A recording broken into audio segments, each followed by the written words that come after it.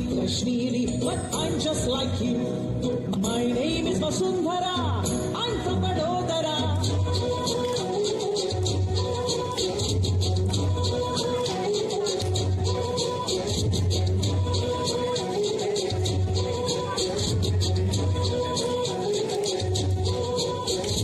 My name is Vasundhara, I'm from Vadodara. I speak Gujarati, but I'm just like you. My name is Arundhati, I'm from Guwahati.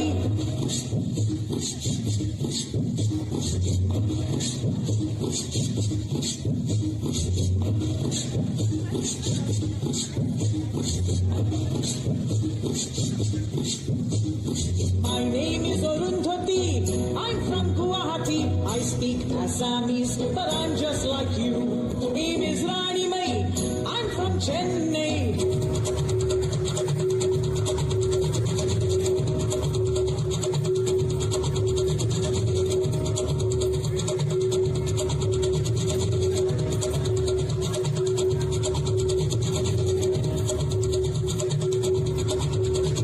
My name is Rani Mai, I'm from Chennai. I speak Tamil, but I'm just like you. I am Kuvinder from Chandigarh. Aha, aha, aha, aha. Hey!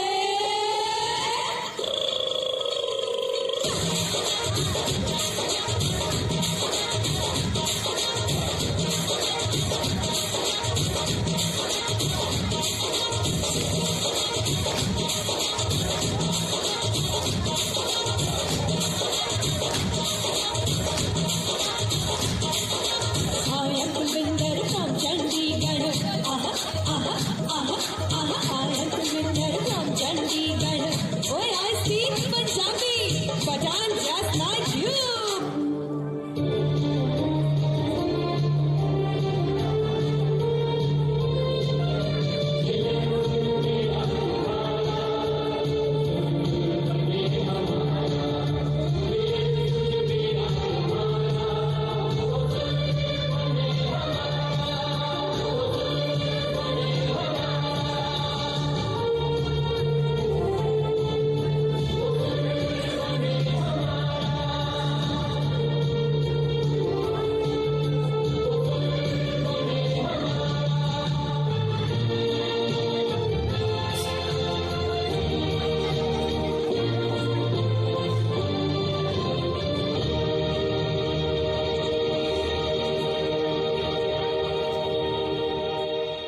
जमीन पर घर बनाया है मगर जन्नत में रहते हैं। जमीन पर घर बनाया है मगर जन्नत में रहते हैं। हमारी खुश नसीबी है कि हम भारत में रहते हैं।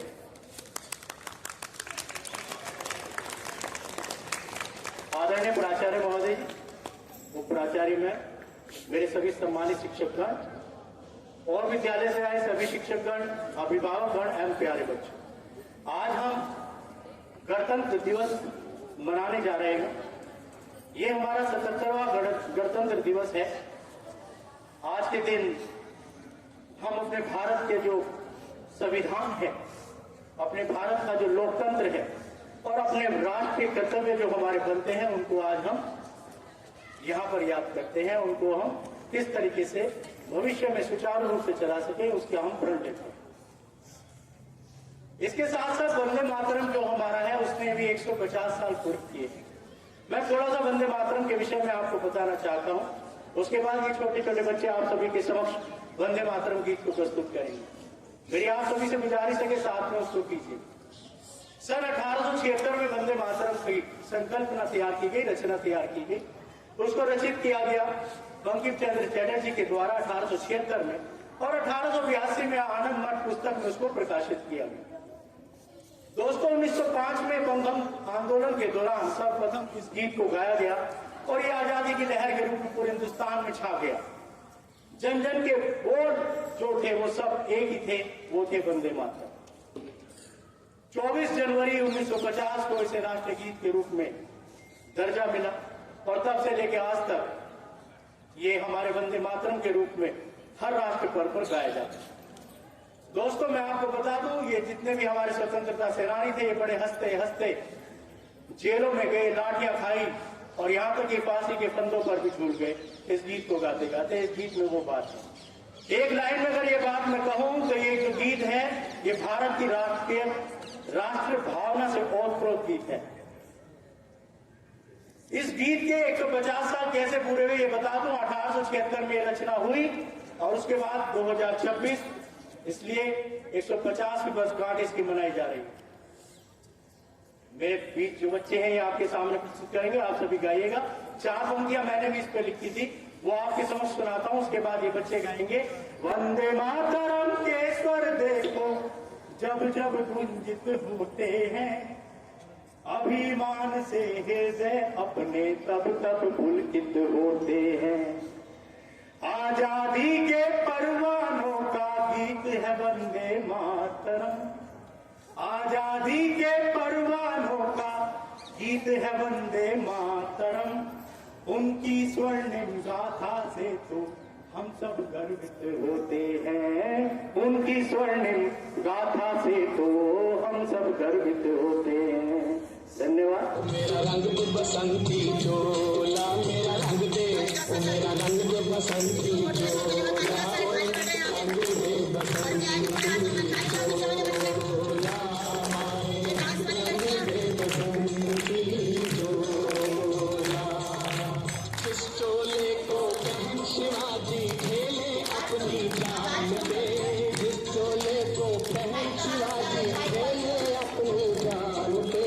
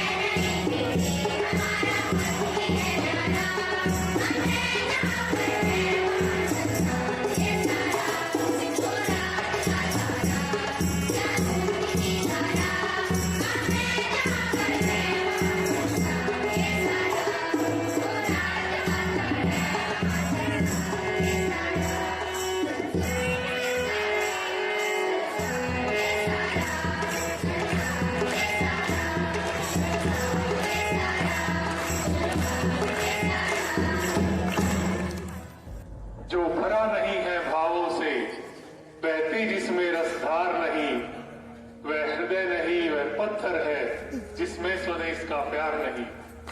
इन शब्दों के साथ में आप सभी को 77वें गणतंत्र दिवस की बहुत बहुत शुभकामनाएं।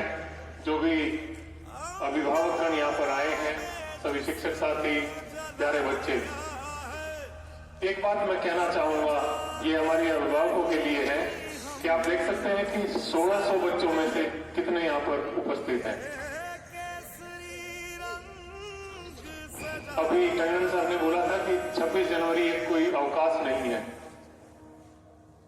तो उसी के संदर्भ में मैं कहना चाहूंगा, यहाँ पर हम लोग इतना अरेंजमेंट करते हैं और हर बार ये घटती ही जा रही है संख्या।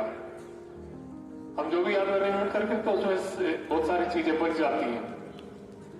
तो सभी अभिभावक इस चीज का ध्यान दें कि आपके जो बच्चे हैं उनको भेजें।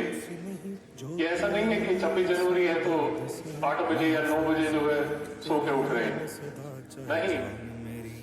जैसे रोजाना रूटीन है विद्यालय का, उसी प्रकार से 26 जनवरी में भी आपकी उपस्थिति अपेक्षित है।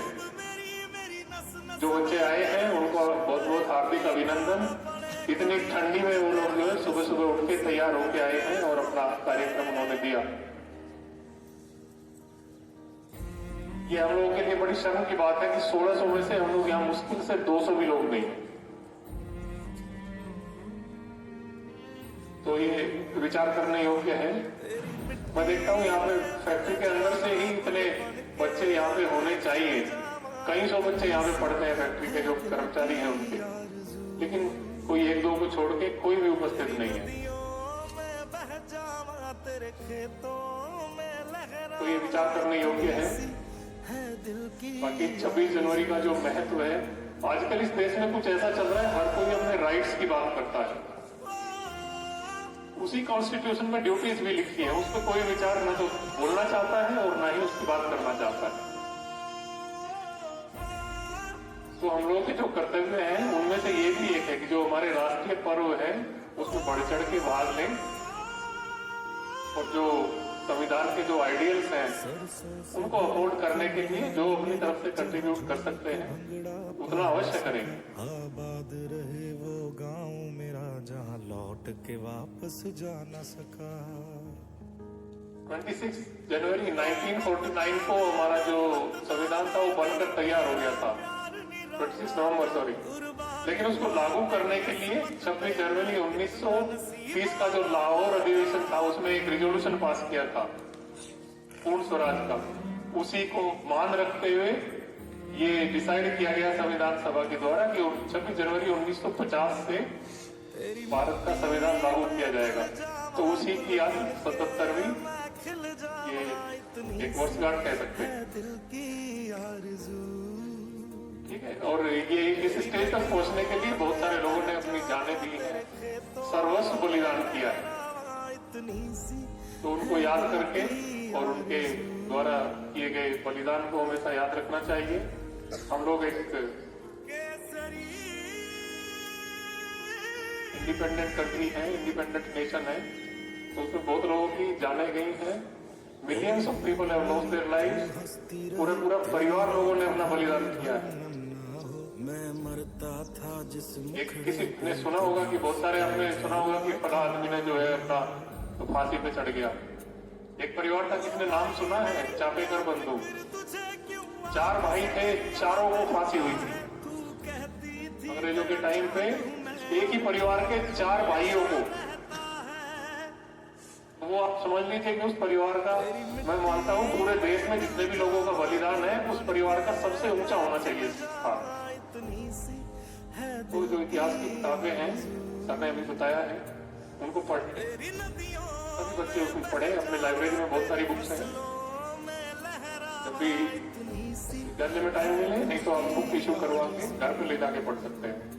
सोशल मीडिया पे रील देखते हैं, उससे अच्छा है कि अपनी किताबें पढ़ें, आपकी आंखें भी बची रहेंगी और थोड़ा ज्ञान में उन्नति हो। इन्हीं शब्दों के साथ में बहुत बहुत धन्यवाद।